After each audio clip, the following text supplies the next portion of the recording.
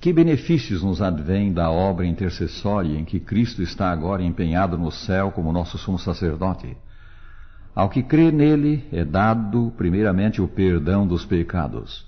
Quando com arrependimento dos nossos pecados cremos que o Salvador os expiou na cruz, sofrendo em nosso lugar o castigo deles, a morte, Deus põe a nosso crédito o que Jesus fez por nós e nos cancela a dívida de pecados. Somos perdoados. Todo o nosso mal passado é desfeito. A segurança disto é dada em 1 São João 1, versículo 9. Se confessarmos os nossos pecados, Ele é fiel e justo para nos perdoar os pecados e nos purificar de toda a injustiça. Lembremos, não há limite para o que Deus pode fazer apagando os nossos pecados quando há sincero arrependimento e confissão.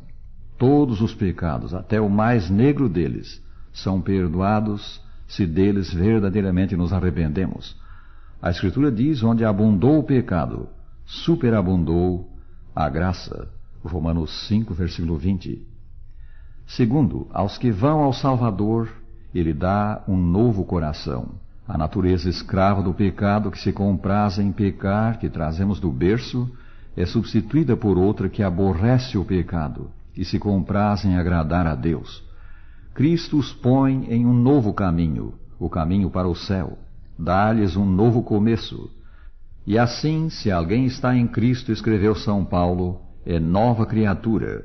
As coisas antigas já passaram, eis que se fizeram novas. 2 Coríntios 5, 17.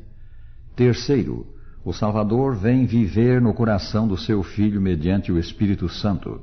É outra vez São Paulo que diz, falando da sua própria experiência, que representa a de todos quantos recebem o Senhor: estou crucificado com Cristo, logo já não sou eu quem vive, mas Cristo vive em mim.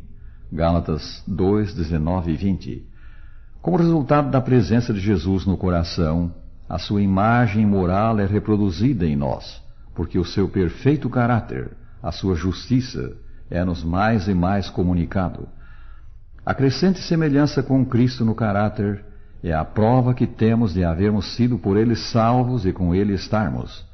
Aquele que diz que permanece nele, esse deve também andar assim como Ele andou. 1 São João 2, versículo 6.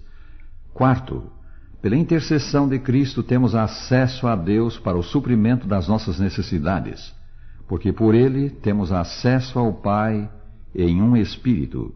Efésios 2, 18. Quão completa é a nossa dependência de Deus! Necessitamos da guia do Espírito Santo para entender as Escrituras. Necessitamos da ajuda divina para a solução dos problemas do nosso dia a dia. Necessitamos da fortaleza divina para enfrentar os embates da vida. Pela intercessão do Salvador, todas essas coisas são alcançadas quando as pedimos.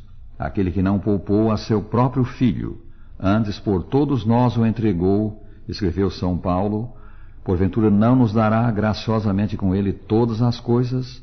Romanos 8, 32. Em Cristo, como nosso sumo sacerdote, está centralizada a obra da salvação. Ele é o nosso único acesso a Deus. Como lemos antes, há um só Deus e um só mediador entre Deus e os homens, Jesus Cristo, homem. 1 Timóteo 2, 5. A Cristo devemos ir. O papel dos ministros do Senhor, da Igreja, é levar o pecador a Cristo. O sumo sacerdote que temos junto a Deus é o mesmo compassivo Salvador que aqui esteve há 1900 anos. Ele passou pelo caminho por que nós passamos, foi exposto às tentações a que nós homens somos expostos, sem entretanto cometer pecado, para poder simpatizar conosco. Hoje, como em todo o tempo, são verdadeiras as suas palavras ditas com vistas ao que anela perdão e um viver santo, ao que necessita ajuda divina. O que vem a mim, de modo nenhum o lançarei fora. São João 6,37. Em Cristo, pois, prezado ouvinte, toda a riqueza da graça divina é posta ao nosso alcance. Anelas salvação? Necessitas qualquer outra bênção? Então venha a Jesus e Ele te socorrerá.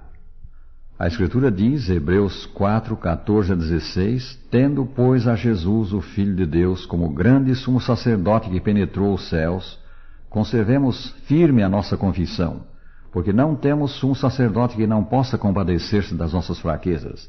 Antes foi ele tentado em todas as coisas, à nossa semelhança, mas sem pecado. Acheguemo-nos, portanto, confiadamente junto ao trono da graça, a fim de recebermos misericórdia e acharmos graça para socorro em ocasião oportuna.